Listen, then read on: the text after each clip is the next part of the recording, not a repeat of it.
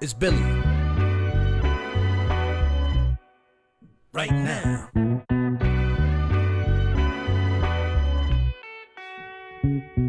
Yo, what if I got attacked by the clones?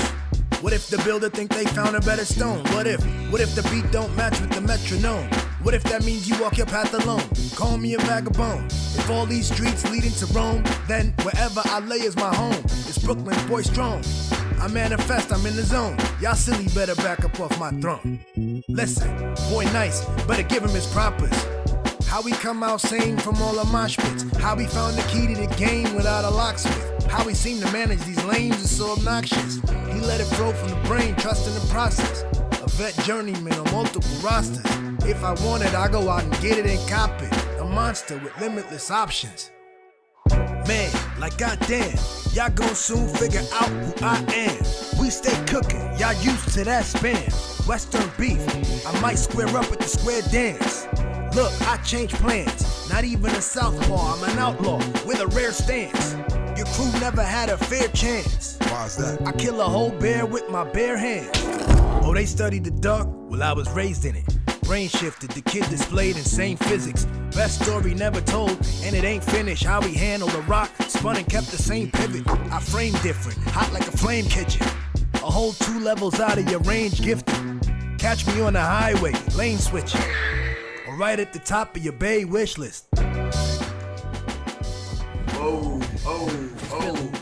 What up? Happy Saturday! Happy Saturday. What's the deal, y'all? Hey. Get this mic right. That was the Billy. musical stylings of Billy Bunton. Yeah, man. So good. I love that song. I love that song too, man. I love the clever. songs that I've done. I love it. Yeah. Fucking good. I'm getting into that. Like I said this year too, we're gonna get into that. I'm gonna do more music. You're gonna do some music too. No, we're just doing all the expressions these days. Let me take this off. Boom. Cool. Yeah. How you guys been? How we doing, man? How's the first week of 2023? Just this way. There we go. Yeah. Can you believe it? It's 2023. The first week is already up. Man. It's been good for me. I've just been working, chilling, thinking, creating, watching. So much stuff going on. Yeah. Crazy stuff. Yeah. And I think there's so much visibility on it now. I know. I think people are more, huh? Was that Ooh, hawk? what the? Oh shit. Sorry, It's a really big big ass bird, like a hawk or something. eagle-looking thing. Yeah. Anyway. We're indoor kids, so we don't really know what Yeah. that was, but goddamn, Never seen that before. love where we live. So much. We're really fortunate. We have Nature. more nature than most people get to experience on a daily basis, and it's just Yeah. top tier. Yeah, I feel really privileged in that way too. Yeah, the nature is dope. Nature's key. Nature's key to observe how We're nature. ornate and different and random nature can be and how creative it is. And know? it's all right, you know? Yeah. It's not like, oh, you're being like tree, why are you, yeah. so short or so young? Or like, why are your Right. leaves off right now? Like, it's just, everything's right. And so maybe humans, since we're nature, we're also just like, Yeah. we're all right. That's major key. Whatever Doing it. stage of the tree, the mango, the bush, whatever stage of it is, we look at it and we just recognize it for what it is. You know, there's no like judgment against it. Like, oh, the tree you're too, like you said, tall. Whatever labels you give it, you can give it labels: old, young, ripe, X, Y, and Z. Like, you understand that that's part of a cycle, and so you're at peace with it. You know, and you can appreciate it for what it is instead of the emotional attachment to it. Like, it's supposed to be what it is. And so if you can look at yourself in that same kind of refrain, you know, then you can go through all of the different cycles and you can observe and you can experience without attachment and pain. I think it's a different thing. That's weird. I love it. Yeah. That's what 2023 is all about. That's what it's I would about, say. man. It's about rest. It's about acceptance. That's it. You know, it's about Yeah. observation, and I think it's also going to be about like, what do you call it? Sewing. Sewing, absolutely. Yes. We've done a lot of. Wait, no. It's a reaping season. Reaping season. Oh. Sorry, the opposite. Okay. Reaping. Sorry. It could be a reaping or season or sowing. It could be Yeah, both. we can It probably could do be both. whatever. Exactly. You know? But I think we're gonna reap a lot this year. Got you. Because we have been sowing a lot. Yes. Yeah. Yeah. Over the past couple of years. Just being involved in a cycle, yo. No, oh my gosh, it's so true. And it's also, more like maybe a spiral because it's like we are like, reaping, but also like sowing, and it's all happening, everything everywhere all at once. Everything everywhere all at once. I love that because right there you're trying to do a visual right there, and the challenge of like a circle and trying to get depth. It's that is just trying to map onto this deeply complex thing that can't be you know what I'm saying? You know what I'm saying? It's just nuts. But what's cool about it too, I think, right now, what's our topic today is gore. And it's really interesting because it feels like that goes with what we're saying. Like a lot of our episodes, we talked about some deep shit. We've gone into stuff, but it's also been kind of positive and uplifting pretty consistently. So maybe we're looking at like, what are the stuff we don't, when you're being positive, what are the other stuff? What's the other parts of the cycle, it's also, that's very true. I like also the idea that like gore is, you have this idea that it's negative when really, what is gore? Can we bring up a definition? Let's bring up a definition. What are we doing here? Where do we go? Bam. Gore. What does that say? Let's make it bigger. Oh God. Got these 35-year-old eyes. Gore, blood that has been shed, especially as a result of violence. That's the film omitted the blood and gore in order to avoid controversy. Okay. Okay, so that is. What's so funny? When I looked this up before, I went to the one that came up for me was Merriam-Webster. Okay. And I saw it said. Let me go back to that. And it said a small, usually triangular piece of land. Interesting. Second, to cut into a tapering triangle form. Third, to pierce or wound something with something pointed. And finally, gore, blood, especially clotted blood. Gruesomeness depicted in vivid details. So that's what I was expecting to come up. And I was like, why the fuck is that fourth? Yeah. Like, the first one they have is the noun, a small, usually triangular piece of land. Yeah. Tell me anyone who knew that was what gore was. Right. Wouldn't that be funny if that's what our episode was about? We're talking about triangular pieces of land today, which is kind of what our house is like. No, but that's not what it's about. We were going with the fourth definition. The fourth definition of gore, according to Merriam-Webster, which is blood, gruesomeness depicted in vivid detail. Yeah. Clotted blood. Interesting. And since it's a Saturday morning cartoons, I mean, how many, for me, what cartoons are there? Obviously, there's anime that gets into some gore. Some really violent anime like Death Note, which we started. Oh, yeah. Death Note. There's a whole bunch of them. Obviously, there's a whole like. If anything in Death Note, I'm like, it's too talky. Yeah. It's just like, ugh. And the guy and like the main character is like not like a. I mean, at least now it's hard to like sympathize with him, empathize with him, and be like, oh great, I'm rooting for this guy who's really arrogant and like terrible. Great. These anime and always wins. The character development is so tight that, especially in the first couple, it's gonna build up all this stuff, and you gotta be willing to sit through that. And it's anime. No, I don't. Okay, but like we have to. What is the one? Avatar: Last Airbender. We have to watch that.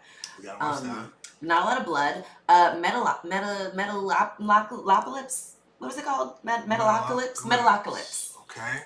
It was this one on Adult Swim. I actually didn't really watch it. I watched a little bit of them, and I'm like, I didn't get it then, so maybe it's much better. But I remember they're always, it's with their instruments, right?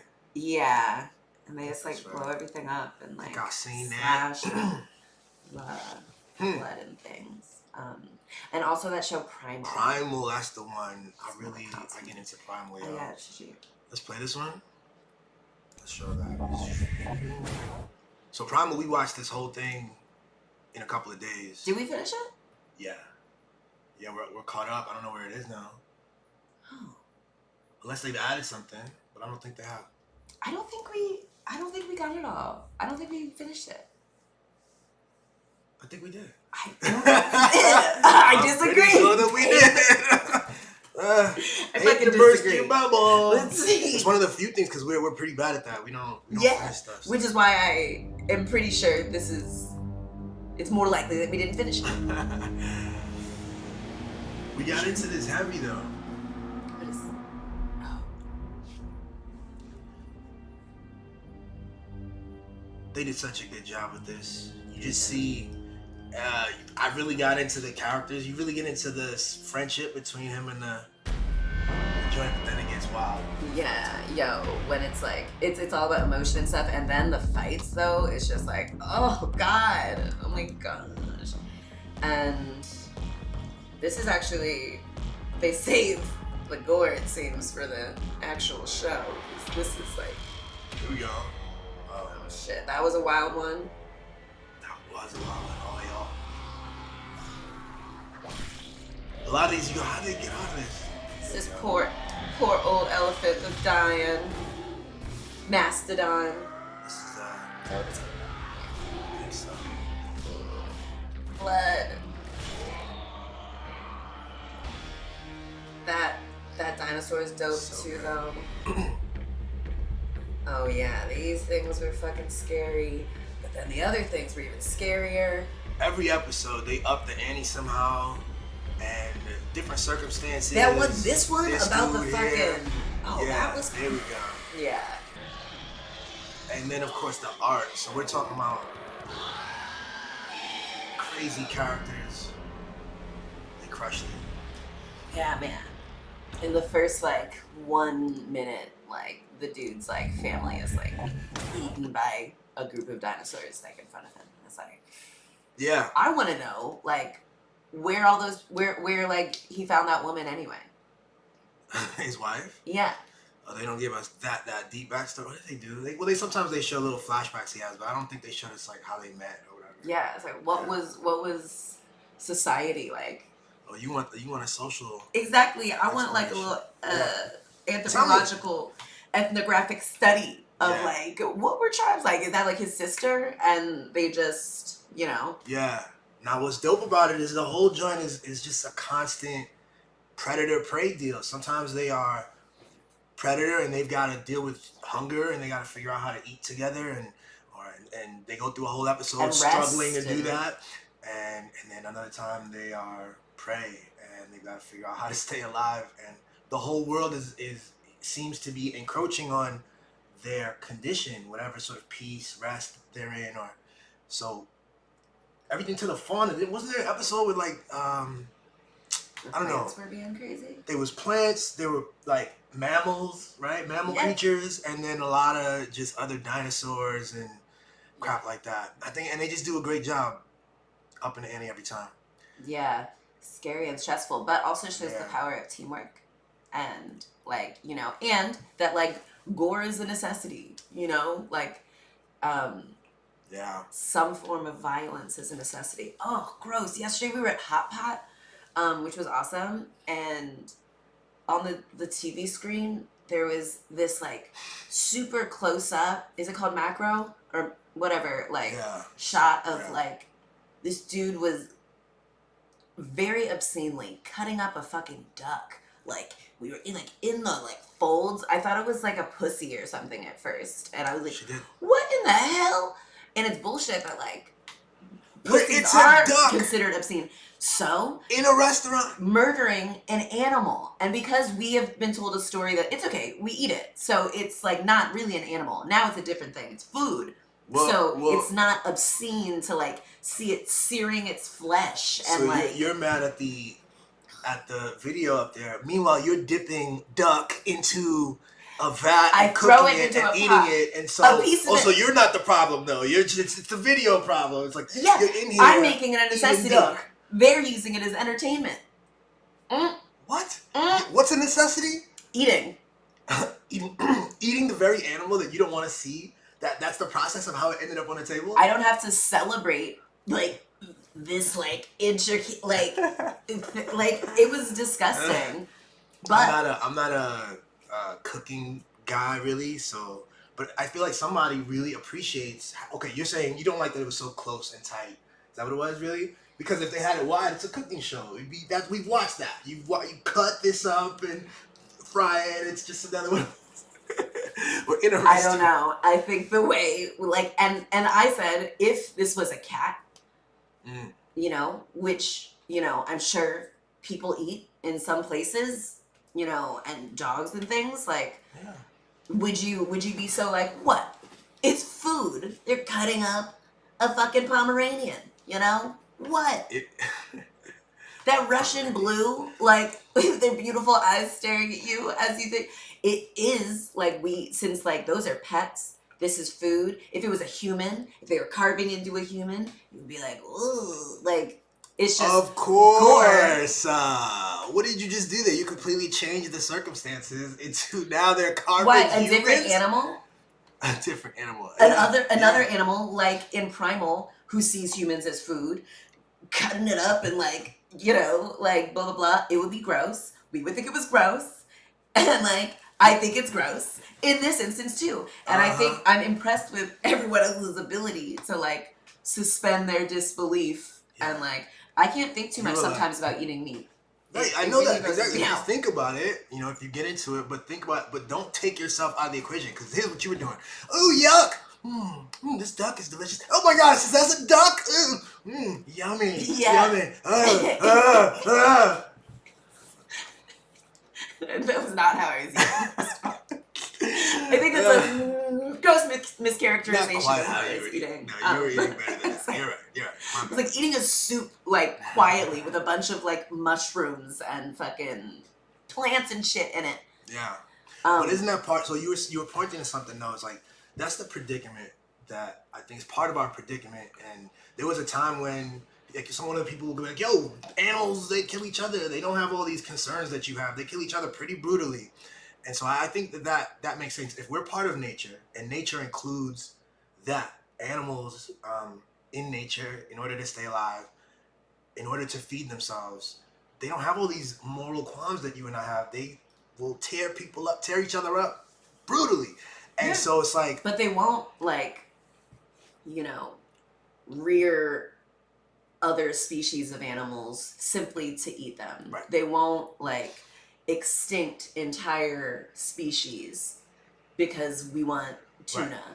Right. We develop some tools and some systems That with make our it so human it's brains obscene. that And, make like, it- the idea that, like, it allows for animals are overproduction. vicious. Like, Yeah. we're disgusting and vicious. And I think we lie to ourselves that, like, we're doing it in a civilized way because we have a fork and knife. And I like when there's, like, you know, examples of, like, oh, this is actually gross and disgusting, but we are told when we're kids that this isn't obscene. So Well, part of it too is you don't get to see it, right? They put that video up there. They actually thought they were creating a beautiful piece of art. They thought that you would appreciate it, but apparently you didn't. I'm not the audience. But, Really, I had a very strong I reaction. didn't have a strong reaction to it, but it wasn't, whatever. But it's like, what am I trying to say here? Typically, you don't get to see that. You just receive the end benefit. The head's been chopped off. Everything's the fur and the feathers are gone, and so you don't even have any connection to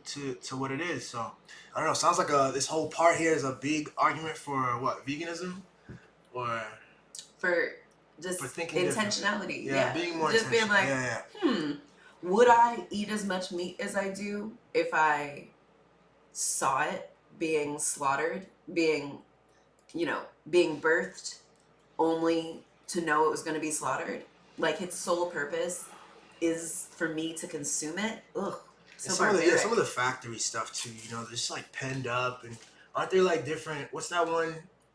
There's a whole delicacy where the whole point is to keep an animal from ever veal. building muscles. Yeah. Veal, it's disgusting. I don't get that. I It's don't like, see the. oh, I'm sorry, beef isn't tender enough, so you need to take their babies and tie the point. The cruelty is what gives it flavor and value. Those are both more expensive, things. Yeah. And it's like, why am I paying extra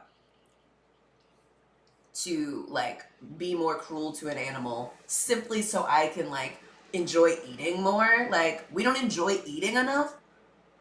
I just think we're taught to, like, not really think about what we're consuming in all the ways. Correct. Including gore. Yeah. Including But that's changing our idea of what is gore. But yeah, I think for me, like when I'm thinking about this topic, because the idea of gore came up, I think maybe Wednesday or Tuesday, and this is probably one of the ones where I didn't really know where it would go, you know. But when I think about it, I think it's just like all the stuff, all the yucky stuff, all the stuff that's real that exists, that you block it out. It's not part of your existence. So this includes the process of getting an animal to your table. This includes menstruation. This includes bowel movements, you know. Technically it doesn't. It doesn't. I know gore doesn't include that, but I think, what's the category for like a movie where it's just disgusting? What kind of disgusting? If it's like blood, then it's gore. But if it's like shit, then it's like, I don't know. Shit. Scat? I don't know. Porn? Oh, Scat no. porn. Not great. It's my parents would have called that bathroom humor. Yeah. Which is kind of true. But actually, how the concept for this episode came up was, actually before we get into that, we didn't even like introduce ourselves. We didn't introduce ourselves. What time is it? 11:24. That's all good. Great. Time is an illusion. Yeah, you go first. It's all made up. Okay, so hey, I'm Sheba. 2023 Sheba. Looking so cute with this shortcut, right? Looking like a little bam bam. You do, baby. Thank you. Yeah. That's I'm it? Sheba. Oh. I look like Bam Bam. Bam Bam? Who's Bam Bam? You right? Bam Bam from I think the maybe Pebbles. Flintstones? Pebbles. Pebbles. The girl. Bam Bam used to hit stuff, I think. You're right. Used to be Bam Bam. Yeah, kid. The other one, the girl. Love it. Love it. Pebbles. What up? I'm Billy, 2023 Billy, and I'm free. Oh, I love that. Yeah. And this is Saturday, Saturday, Saturday, Saturday, Saturday, Saturday, Saturday. Morning cartoons. That's like a really good theme song. I fuck with that. We crush it every week too. We do. We're gonna get a cease and desist from Bay City Rule. By the way, this is the penultimate. Is that right? We're doing next week. Will be the last episode of S.M.C. for this season. Yeah. 25. This is episode 24. We decided that 25 will be the end of season 2. So check that out. It's gonna be the season finale. It'll kind of free us up. Wow, we've been doing this like once a week for 3 months. No, we took a break. Remember? Yeah, in episode 12, right? Yes, exactly.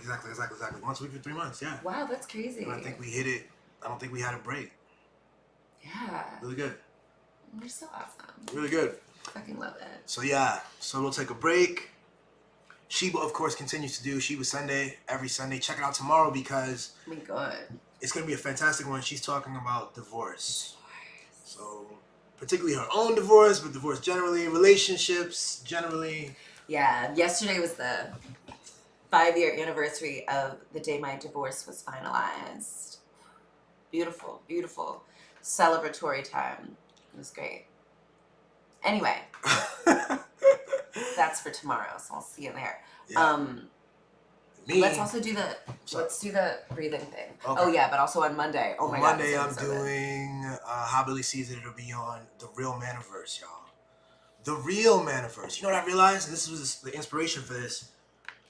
They've co-opted a word. They've taken manhood, and sphere, and put it together and made it seem like this is what they've created. This is what manhood looks like.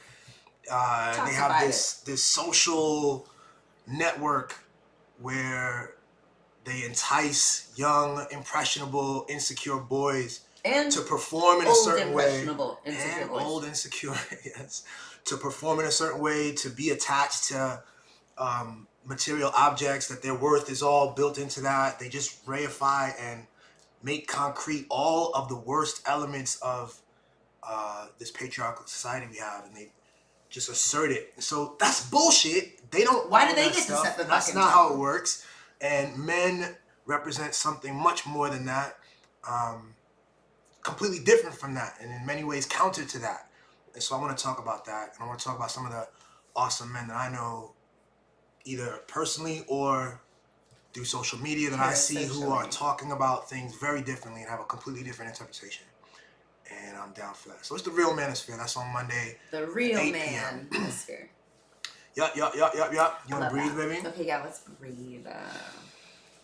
Yeah, because, like, have you been breathing this week? Have you been slightly more aware of your breath? Yeah, I was telling you earlier that I had, at least yesterday, a tightness of breath. Yesterday, it was weird. For most of the day. And I had to be conscious to kind of bring the breath into the stomach and release. But it was a struggle yesterday. I feel better today, though, thankfully. Good. Glad to hear it. Yeah. Right. Okay. Uncross things. All right, let's breathe in. Hold. Exhale.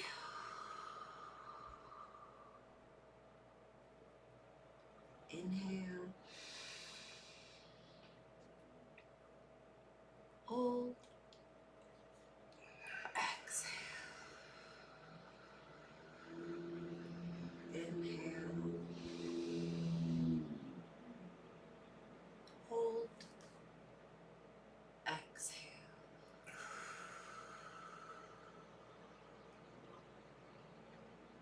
Excellent. Thanks, babe. Thanks very much. I feel better. Yeah? I'm like looking hot this AM. Look good. Lights hitting. I know. Hitting that skin. Natural light. Hitting that skin. I think since the tree fell down, it kind of opened up a lot of light, honestly. Yeah. And thank you, universe, for just working with me. It's so It's very nice. Nature, just helping nature be better at being nature. I appreciate that. I love that. So how did Gore? How did we get to Gore? Anyway, so like maybe 2 weeks ago, I was on my period, and I feel like whenever it comes, I'm like, God damn, again. But I also feel like, you know, it's like, you know, something that likely won't last forever. It's something that, like, I'm just, you know, it's annoying, and like it's a thing that I can't control, and but that maybe one day I might miss it, because, you know, last episode was about change, and you know, I had told myself this story that I struggle with change, but you know what, you're right, I'm great at change. That's what we came to. So maybe, yeah, it'll just, I'll embrace it, you know, and be really great about it. So in the meantime, Embrace what? my period. Okay. But in the meantime, I try to like kind of honor it and sit in the discomfort of it. And like, I realize, like, when I'm at home, you know, I hate, like, usually, like, we're naked.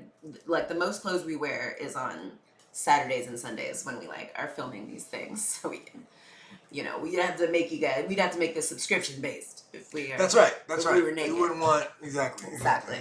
But one day, we'll see. Leave us a comment if we should. Jesus, she could, what? Sorry, money on my mind.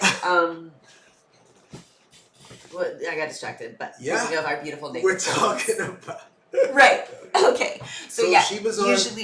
usually like we're pretty naked, and so on my period, it's like one of the times I'm like, oh damn, it's harshing my fucking my being free. Right. You know, and I have to like be aware of it, and I know you're probably like, oh, what about just wear a tampon?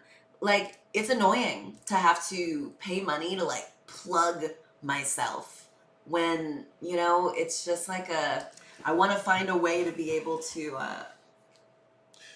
free bleed is what I saw it's free bleed. Called. Sheba, a couple weeks ago, we had a conversation where I wanted to talk to you about...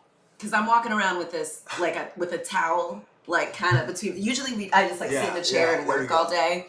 But, like, when I get up to go to the bathroom or anything, I'm, like, walking around with, like, a towel, a bloody towel, you know. So I'm trying to figure out what's going on, you know, and obviously I know she's on her period, but I have the same questions. I don't understand. To me, it's like, put a tampon on, you know, like what, but I don't know. This is not an experience that I have, you know. And for her, this is an experience that happens every month, and it's happened every month for the last 20 years or 15 years. So, or more. I'm 25 years actually. This is a huge. I started when I was 9. Yeah. The thing that came from it is like, yo, this is a huge part of your experience, and it's completely not a part of mine. And so it opened up this opportunity to like understand you and your choices and your predicament differently, you know? And it was weird because for me, period blood is in this realm of the disgusting that we don't talk about, you know, and I don't really know much about, and I'm not gonna ask about. You lived with a girl before. Did periods ever come up? Lived with a girl before, and no, periods never came up. And her whole thing, when I look back at it, like I would see occasion, I knew when she was on her period, but she hid everything. She would put the tampon in. If she, you know, she would have like a dirty tampon, whatever, that she would like very discreetly put in a bag. It would be, if I ever saw a bag wrapped up in the garbage bag, I knew that was her tampon stuff. The point was to keep it completely out of my sight, and that made sense to me. It was good. It's not something I want to know about really anyway. And if she came to that conclusion already, worked for me. The same was true even in like, I had, you know, female friends that I didn't live with, but you know, that was just the way that men and women interact with them. What about your mom? Mom, same thing. I've never, that exactly, that's how I knew actually the bag thing is because I know that from with my mom, you know, like she lived with 4 men, 3 sons, and the stepdad, and she did the same thing. She knew not to kind of keep that out. So anyway, so to have you walking around with a towel which is stained with blood, and then, you know, after work at her office desk, like we chill on the couch, and so you got the towel and sitting on the couch, and it was just, I had this moment where I was bothered and it made me feel ill, and I was like, okay, I need to talk to her about this. And so I did. I was like, what's going on here? So you actually, as you were like, hey, I was curious, like, when, like, with your ex-husband, did, like, you, like, use a towel? So, like, yeah, walk my around question, with it? And I was like, I thought about it. I was like, you know what? No, I didn't. I think it would have, like, no, it didn't even cross my mind. And I was like, do you want me to stop? Because I was like, I recognize that it is, like, kind of weird if you don't deal with it and you're only seeing someone else do it. But, like, trust me, if you bled out of your body once a month, like less than once a month, every like 27 days, you would get annoyed at having to buy something to plug it. You would get annoyed at having to ruin your underwear and clothes. You would get annoyed at having to hide the evidence of this thing you can't control. It made me think of the anxieties that I saw even like with girls in high school that I knew, who, you know, occasionally I would get a glimpse into that world about how very nervously they would have to kind of get to the bathroom somehow and not tell the teacher it was this that they were doing, as they had to change their tampon. It's your time of the month. They put it in their sleeve, you know, and these are just realms of anxiety that men and boys just don't fucking deal with. We don't know anything about it. And y'all have stuff where there's certain times of the month where you can't wear certain colors of pants. I guess I always wear dark blue pants, maybe, I guess. No, just in case you shit your pants. Just the color I use, but like it's not that at all. I don't have a thing where I'm worried about any kind of weird bodily fluid leaving and unaware of. You know? But I bet if you did, you would feel disgusting and ashamed of it, and you would try to hide it from people. And I think women have been taught in all these different ways that it's disgusting. We're disgusting, and so we try to hide that, like, we have to deal with this disgusting thing all the time, and that also kind of like causes a lot of us pain because of all of the hormones and things. A lot of the mythology around it, the way we interact with it, we call y'all, you know, if you have an attitude or a short fuse or a low energy, some sort of a or just a depressive negative state, response anything, to yeah, like exactly. a negative emotion. We're like, okay, Dudes you're on your always period. exactly, and so even when we're not on our period, we recognize we have to perform as if we're happy, and oh no, it's cool, it's whatever, because I don't want you to generalize me and all women by minimizing our experience of things, our expressions of things. That's just what we do. That's It's just such par for the bullshit. course on that. But it comes from a complete lack of information, a lack of knowing, a lack of concern, lack of empathy, lack of love on the question, and a choice that y'all have made too to join us in that, to not really engage in that difficult, weird work. Like, here's an experience that is mine, and here's the things that I have to deal with frequently. Everything from the cramp pains to the emotional state shifts, which is a real thing apparently, to blood, and for me, as we started to talk through it more, I realized I needed to explain to her that you deal with this blood thing every month as a natural consequence of living. For me, or for most men, when we see blood, somebody died. We see blood, somebody's been injured. There's a problem. Blood is not it's not saliva or something else, in the mind of a dude, especially an uninitiated dude in this thing who's not really,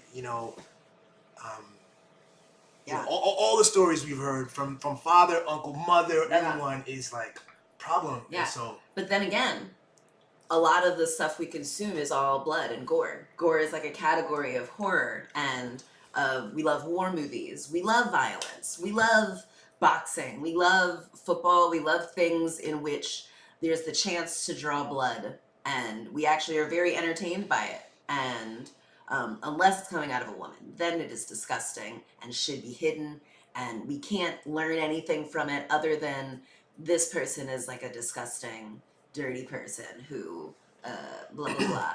Like, it is like inconsiderate and all of these things, and it's just like, we haven't even talked about the religious component too, because so there's the media stuff, there's the lack of discourse, there's the ignorance, the lack of like scientific knowledge like that men have, the intergender wall. Dudes But were then like, we're doctors, so like women can't be doctors, so we're just going to study the people that look like us, the doctors. And then there's the religious like concepts where, like, in the past y'all had to, they had outhouses. They like exiled you. You were like, you can't be amongst the thing. If you touch this book, it's dirty, and we gotta burn it. We gotta burn this Quran now. Which I love it. This girl, Jin, the girl on Instagram that I follow, she or is it Hijabi Luscious? One of them, like, they knew that there was this idea that like touching the Quran on your period like makes it, it like ruins it, and so she would always ask to read the Quran when she was on her period. Malicious compliance. These are stupid rules that like are just told to us when you're born into this body, that like, oh, this thing that you have no control of makes you dirty and disgusting, and you need to isolate yourself from society. I'm like, what? I'm not murdering anyone, the thing you guys are quite entertained by. I'm not like harming anyone. I'm just existing, and it's disgusting. It's dirty. Like, yeah, it's totally in that realm. You know what I'm saying? Especially, I just think if men had periods, there would be a whole different approach to it. We would have an entire week off every month. If men, let's not call it a period. If men had a monthly biological necessity, that couldn't be, I don't want to say it, a biological necessity, like, they would be just, everything would form around it. I think we would have figured out a way to not make it a biological necessity, because there actually isn't like a medical need for you to have a period, which is why if you're on birth control, like the pill birth control, you can skip the placebo week, something they only put in to appease these religious groups and things to make it seem more like a natural period. But you don't need to take that week. So you can that's what I used to do. I would just skip the placebo week and never have a period.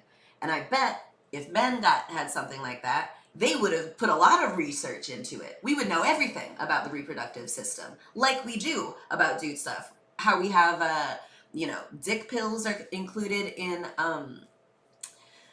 insurance and stuff. We think of men's reproductive health and bodies as things worthy of study, and anything that causes you discomfort, your dick can't get hard, we got you something for that. You've got some other dumb shit that dudes deal with, we gotcha. And it's just like, I think it wouldn't be such a debilitating thing. We certainly wouldn't seclude you from fucking society for part of, the For week. so much of And the in general, history, that's what it was. and we wouldn't be like, oh, you want to drop an atomic bomb on another country? Are you on your period? You must be not thinking clearly. Because that's an insane fucking thing. And we allow dudes to actually act very emotionally and ridiculously. And we think, though, that that is the better type of emotion. Even though, I don't know, all of the gore, the actual stuff, that's all unnecessarily violent. And if you weren't so emotional, if we didn't allow men to be so emotional and act on their emotions, everything wouldn't be so shitty. I keep hearing the ways that we tell stories about stuff, Yeah. So the men, as the people who predominantly have been able to, create the language and set the historical Because they're like, framework. we'll beat you up if you don't agree. So what is emotional? We are completely right now dealing with calling something like war emotional. It's typically never framed that way. It's typically everything that we do comes from a place of logic and from necessity and from an assessment of real facts. But no, I think you're 100% right. I think, war obviously is emotional, but so much. It's another opportunity for language when you're the storyteller to extract and pull out the worst element of yourself and place it externally, and that's what psychology tells us is happening. We don't want to deal with that. Oh, that's y'all. And there are differences between us, male people, female people. There are differences with our bodies, it seems, and those are opportunities. When we see those differences, we can label it and we can externalize and we can just whatever. So, in the last couple of weeks with your period conversation, it was like helpful to become interested in this thing that is typically like, you're told to not deal with it. Not go into and I don't have to deal with it, and no one. And that it's my responsibility to shield you. It's your from responsibility the to do all the work this. you can to show that. But the problem too is like, okay, so that one is really, for most men, I would say, beyond the pale. But it's much easier than that. Like, I know dudes that they might decide to keep it moving, leave a girlfriend over her unwillingness to wear heels, or shave, or to shave, or because she farts, or she goes to the bathroom and she doesn't properly somehow manage to remove. Which I would just call those things That's it. just existing. What? Farting, growing hair out of my body as it does naturally. See, but that's the thing. But the period is the same thing. It's in that same category. It's in that same category. If you're honest, it's all one thing. So, but the capacity to say that these things are disgusting, you're not allowed to do them. You're not allowed to be human, essentially, is what's being said. Y'all internalize this and take it seriously, and you know that the stakes are high. Like, dudes will completely shift their minds around it. But at the same time, so the things that we do that are natural, shit, stinky feet, farts, scratch, getting, dad bods, all this stuff. Ejaculate into things that women then have to clean and stuff. What? I'm supposed to deal with that? But y'all deal with it. Y'all, and we're supposed to not tell you that we found your ejaculating socks, and things. Moms all over the fucking world have had to shield you from the fact that they know that you masturbate all fucking day and that you carelessly put it into like clothing that someone else is gonna have to wash. Gross. Yeah, that too. Yeah, but there's always just like a shielding of what is, based on comforts and all that. And gender. And gender. If men are definitely. uncomfortable with it, women are supposed to shield it. But if women are uncomfortable with it, with something men do, women are supposed to just keep it to yourself. Don't be a nag. Oh, come on. You don't let me be me. Oh, I've gotta. Like, and it's like, I think women, we're tasked with always smelling good, not being messy, not, we have to look perfect. We have to be inoffensive in smell and look. And so that's why if you're fat, gross, why do you exist? Yeah. Ew, I can make fun of you. If you are just whatever, really, and that's why it's also silly. Like, it's all made up. I know you're supposed to like feel all this pressure to wear makeup, but also make it look natural and don't wear too much and blah blah blah. It's just like, who cares? Like, this goes back to figuring out your shit, being yourself. You spend all this time trying to look a certain way or smell a certain way or be a certain way, something external to yourself. You internalize a bunch of shame. All the things that you are problematic one way or the other.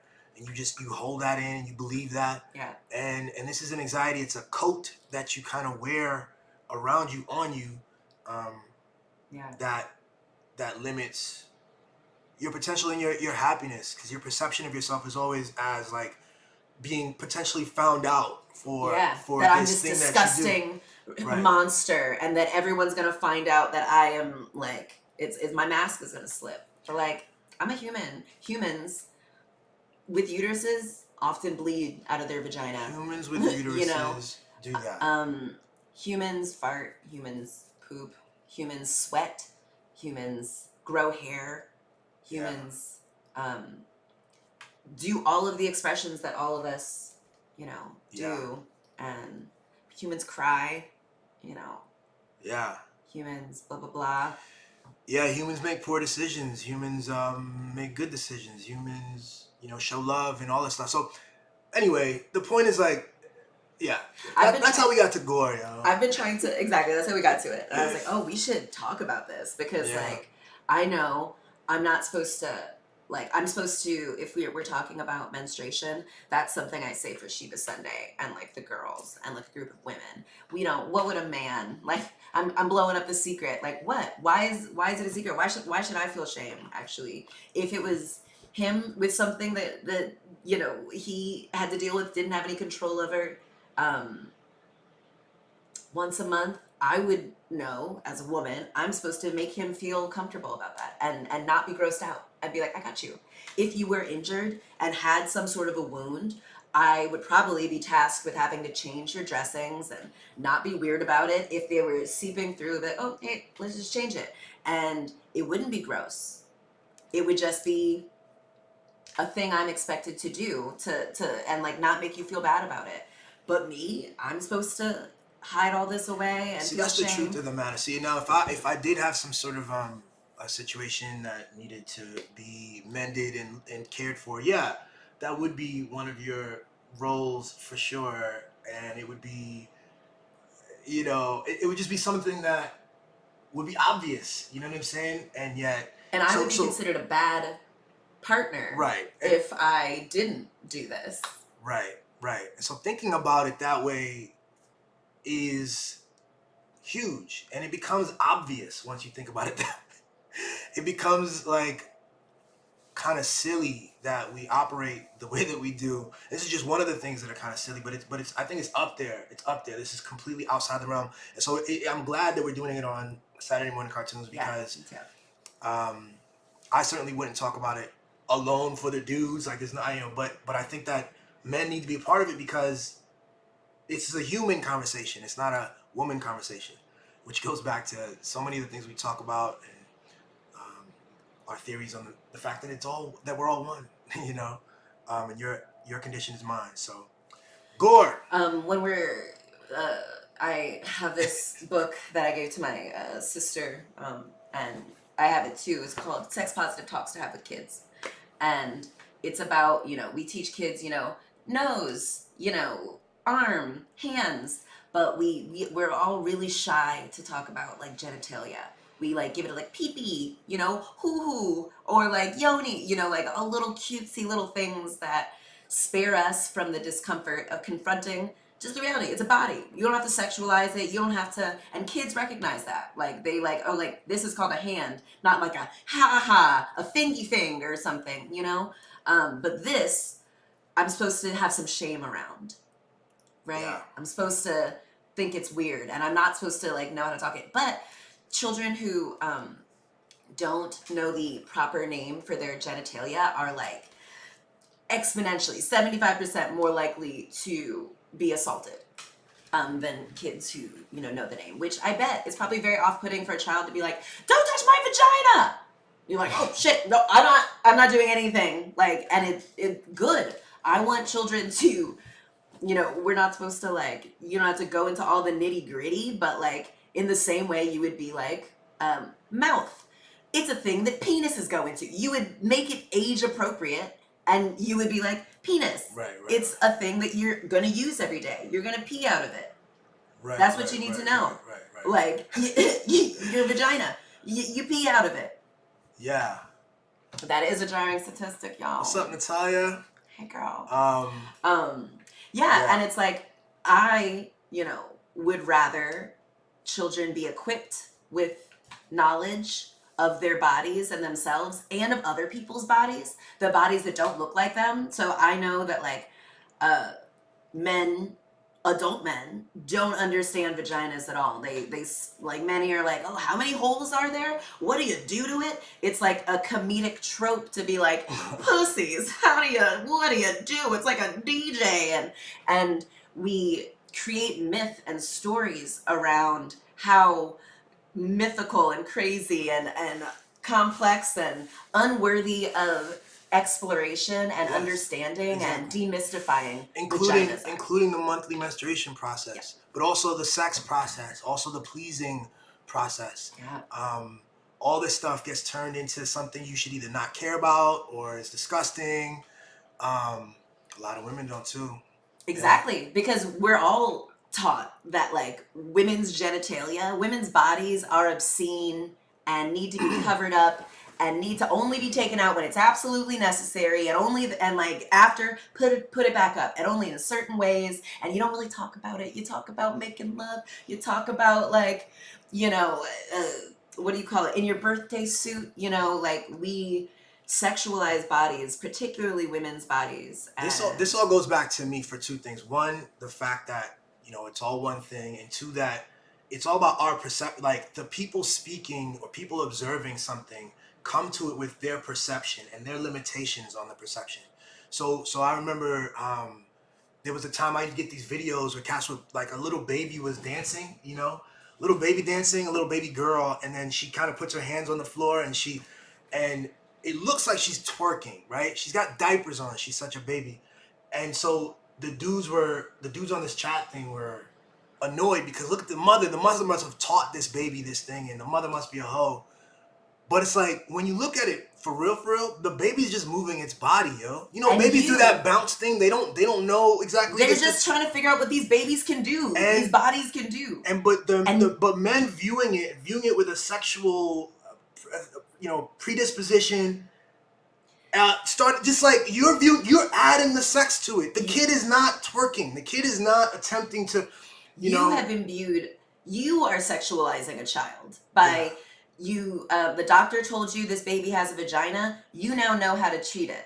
When it's going like that, you're supposed to say that's a bad thing. And the story, exactly, because they don't like twerking even with adults, right? Sometimes, so I'm just saying like that this male gaze sees twerking as a thing for like even the adult women shouldn't be doing it. So then you see a young girl do it, you say, oh my God, they must have learned it from their whole mom. If a boy had done it, if it was a little baby boy, it would have been even worse. There would have been another element because it would be a sign of, homosexuality. It's a gender bending problem there. When in truth, like, you have created this thing, So that's just how humans move their body. And so I'm trying to apply this same logic to the whole thing with the period blood again. It's like there is a phenomena that is a human phenomena, and it is a truth.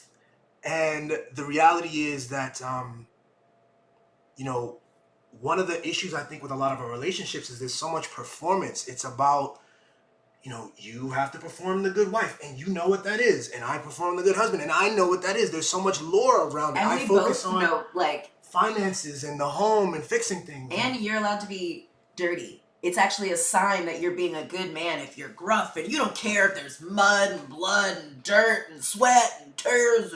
But like women, we're supposed to be like clean and smell nice and, you know, like no blemishes and smooth skin, soft to the touch, inoffensive to all of the senses. Why? And I've had enough female friends that I know that this is woman friends, that this is a huge anxiety producer for y'all to perform that.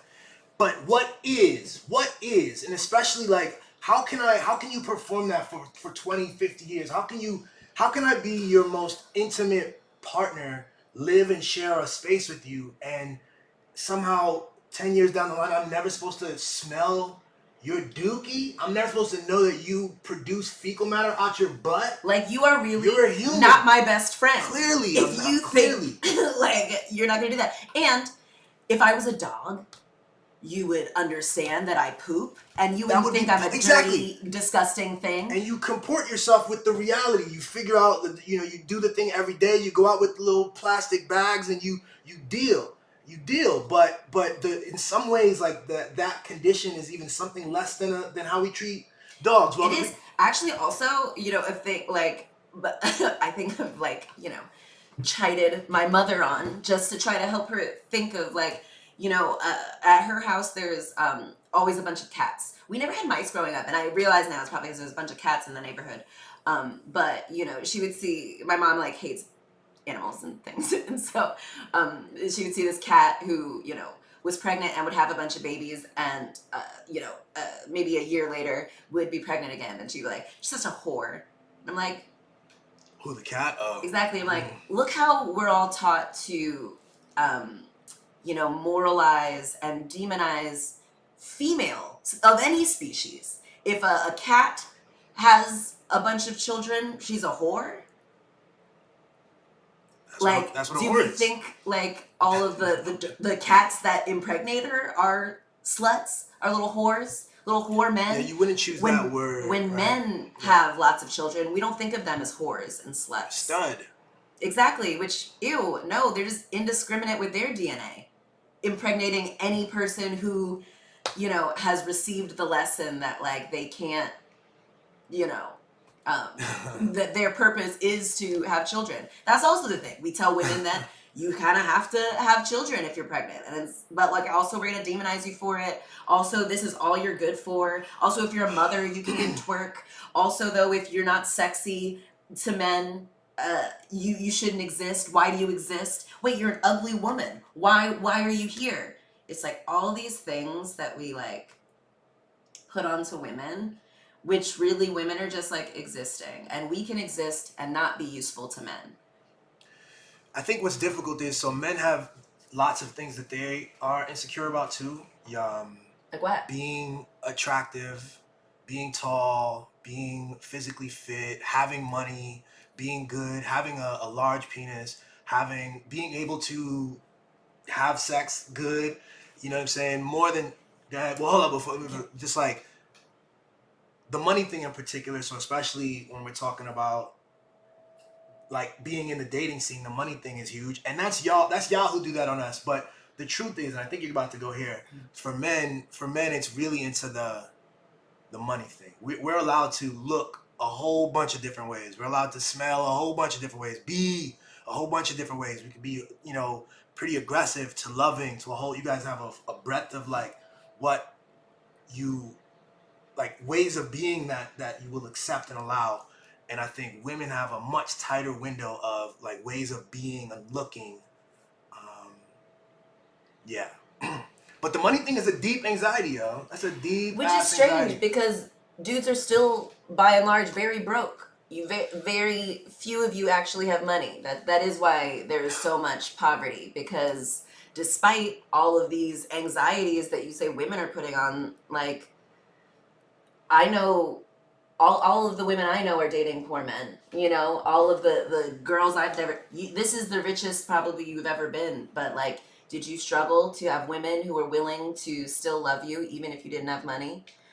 Were you, like, I know lots of fat men, poor men, mean men, ugly men, unsuccessful men, you know, violent men, weak men. I think men are like, women are like, have been taught so much like any man is all you need. It doesn't really matter, and it's your job to keep this man. So if he doesn't think you're hot enough, figure out what he likes and do it. Have sex even if you don't want to. That is your job. Do it, and it's your job. But men, I don't know. I think a lot of people grew up poor because their, you know, mothers really weren't that concerned with whether or not this guy could um, provide. Women are, we're told the worst thing you could be is a gold digger and to, you know, want men for money. But I just see over and over again the consequences of women not taking that into account. That's silly. If you can't provide for yourself or have someone who you can get money from, you're stuck. You're trapped. I think the condition of our social condition, our socioeconomic condition in a capitalist society that has no social safety net, and the little social safety net we have is constantly under attack,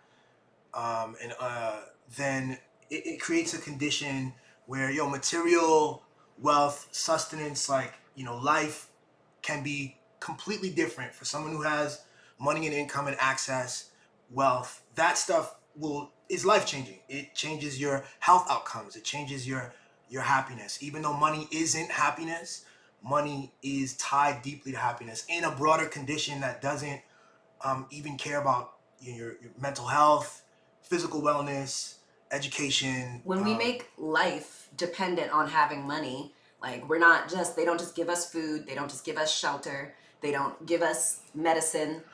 We have to earn all of this stuff. Money has to be part of the equation. So when dudes, a lot of dudes have this thing where like married, they just wanted a girl with a big butt. That's it. So that's great. So you'll get a girl with a big butt, but now is she just that? You'll find out eventually that the world and your partnership needed something more than that, and hopefully you can both adapt and the love means you can be a big butt, but also fill all these other needs. But also funny or hardworking or, kind. Helpful, supportive, helps you think differently. A counselor, yeah. But if all you valued was her big butt, you might resent, actually, that she's doing the things that you're actually judging. That's the other thing. I've had dudes who I didn't want them to think I only cared about money, so I understood, like when they told me a story, they have these big plans. Women are supposed to go off a man's potential to make money too, and so like I was very helpful and supportive, and also I am very good. Money flows to me. Like it's very easy for me to take care of myself and the people I love, and I was trying to not put that pressure on this person, but he saw, since he judged himself on his ability to provide, but rather than just like provide, go and do what I do, he had to tear me down and make me worse in all of the way. And it's like, I'm trying to help you, dude. Yeah. I'm trying to not judge you on how much you can provide, but you're judging yourself. I can't want it more than you fucking do. Yeah. And if dudes are supposed to be these leaders or like all these things, like, they use their unwillingness to do the difficult emotional labor that they expect women to do for them. Yeah. I think, girl, I think the best way through a lot of these things, first off, Natalia's crushing these comments here. Do men Patriarchy care? did it to men, yeah. Yeah, that's what I want to get to, is that, and I guess we're at an hour, so let's kind of wrap it up soon, but I think, abusing kindness, your ex-husband. I think, and she's going to talk about that tomorrow, by the way. No good deed goes unpunished, ladies. I think that the way to wade through all of these problems in our relational sphere, which is really bad right now, I think the discourse between men and women has been marred by so much bullshit and bad ideas. And this is what I want to talk to about too on the manosphere on Monday, is that particularly I grew up in an era where dudes, I would read books about women.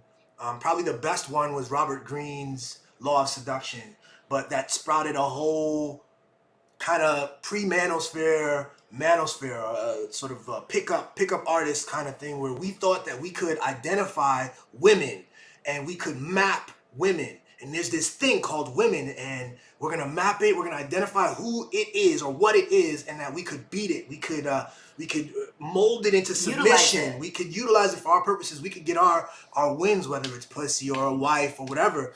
And I want to say that whole thing created an othering, because there's no such thing. There is no such thing as this consistent thing. It was like a pseudoscience, pseudo-psychological breakdown, pseudo-sociological discussion that was rooted in some things you could point to. Oh, here's a pretty girl who didn't get, validation from her father, and there's all these things. So these are these on the outskirts, on the periphery of legit psychology, and then used in a terrible way. It was used for manipulation. Way. That's also what dudes are. Dudes have hella daddy issues. That's why they flock to any dude who's but that's like the thing. masculine. That whole market blew up, and all these books and videos came out, and all these gurus came out who thought they were selling the mapping of women, but they never had a mapping of the self. All of these analyses about what happens when a pretty girl is this and that, and she's looking for that, and these are her issues. We have them as well. We have daddy and mommy issues. We have issues of insecurity in all these ways. But that analysis never hit. So dudes come away with this sense that they know women, but they don't know themselves. And because of that, they don't know that we're both, two parts of the same thing. And so when women act off script, because we're humans, and no one likes to realize, like, oh wait, you view me as prey? You're literally trying to trick me into doing what you want. You don't care about, why would I give in to you? I think there's so many guys who are now trying to like crush women back into, no, we're predators. You're the prey, and you exist. It's kind of like somehow it's connected to how they want us to get desensitized to the idea of like duck, beef. Like those are animals that they're not animals that you love and treat as on the same plane as you. You eat them, you kill them, you destroy them. They're useful to you. Their only purpose is to serve you. Unlike a slightly different from a cat or a dog. You would be disgusted if you saw it beat up and things. And like it goes on to women. When you see them as other, you kind of see them as conquests. Exactly. Only things to dominate and destroy and serve your, be useful to you. The othering and the narrative, the story, the perception creates the reality, yo. This is the thing that we're learning. This is the thing that we've been talking about. It's all one thing, and each of our perceptions, the story we have, tells our story, where we say, that is an edible thing, that is something to protect, that is something that is weird and I'm going to dominate. But that if you approach it differently, if you construct a different story, the reality itself changes, So, I mean, I'm going to wrap it up for me on there. I don't know if you have anything to say. I was just going to say I have been, trying to lean into like the shadow and the things that we're not supposed to do. We all have this kind of... Or observe. Knowing, yeah. We're not supposed to scratch the surface. Like it's already, you have all the information you need to know. It's gross. Don't, avoid it in all ways. So I've been trying to tackle that, by free bleeding, by when I'm on my period, I'll take a bath. I will bathe in my period blood. Oh, vampires. That's the other thing. That's a way. We love vampires. We love all of that. The idea of that blood in that way. We think it's like sexy and like, the male vampire, like it's like, oh man, we're supposed to love that kind of, when a man is drawing blood from a woman, that's sexy. But if a woman is just, blood is coming from her, oh no, that's disgusting. I would never watch a movie about that. I would never write countless creative works about like a woman. That might be on you, Sheba. That might be on you. Let's create the joint. I know. There's things I haven't seen. I have to create it. A creative metaphor that takes that differently. I don't know, yo. This is your condition. Yeah. And I think for me, from my perspective as the dude here, for whom this isn't my condition, but that you are deeply tied to me as my partner and wife in life, I'm interested in that conversation. I can't pretend it away. I can't settle for the cheapest, laziest, story that dehumanizes you quite often. That doesn't make sense. We got to approach it differently. This is kind of one of the more, for me, it's very deeply rooted because as a child, everything says that, period blood is yucky, kind of, and everyone has agreed on it, men and women. So that's the project. That's part of it is, in terms of understanding yourself and understanding myself and being true and dealing with reality in its true fullness. I don't have to bathe in it with you. You handle, you'll do your thing, girl. We'll see. But if you have, but your reality is your reality, and thanks for sharing it. And I'm gonna, try to be familiar with it and understand it, in as though it were my own, kind of deal. Anyway, we're the same. There is no separation. We're all the same. Yo. Sheba Sunday tomorrow. Happily sees it. Oh my God. Divorce. Yeah. The Real Manosphere. Thanks for watching. Natalia. Stick with us. Thank you so weekend. much for your comments, yes. girl. Love you, girl. See y'all later. Love you guys. Thanks. Peace.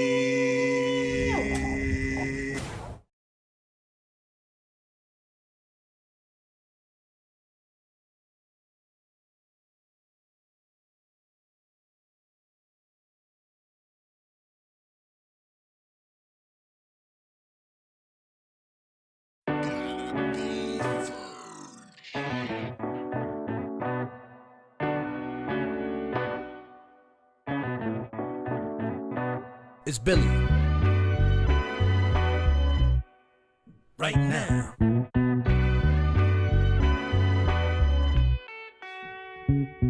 Yo, what if I got attacked by the clones? What if the builder think they found a better stone? What if the beat don't match with the metronome? What if that means you walk your path alone? Call me a vagabond. If all these streets leading to Rome, then wherever I lay is my home. It's Brooklyn, boy strong. I manifest, I'm in the zone. Y'all silly better back up off my throne. Listen, boy nice, better give him his propers. How we come out sane from all the mosh pits. How we found the key to the game without a locksmith. How we seem to manage these lames is so obnoxious. He let it flow from the brain, trusting the process. A vet journeyman on multiple rosters. If I want it, I go out and get it and cop it. A monster with limitless options. Man, like goddamn, y'all gon' soon figure out who I am. We stay cooking, y'all used to that spam. Western beef, I might square up with the square dance. Look, I change plans, not even a southpaw, I'm an outlaw with a rare stance. Your crew never had a fair chance. Why's that? I kill a whole bear with my bare hands. Oh, they studied the dark? Well, I was raised in it. Brain shifted, the kid displayed insane physics. Best story never told, and it ain't finished. How we handled a rock, spun and kept the same pivot. I frame different, hot like a flame kitchen. A whole 2 levels out of your range gifted. Catch me on the highway, lane switching. Or right at the top of your bay wish list. It's Billy.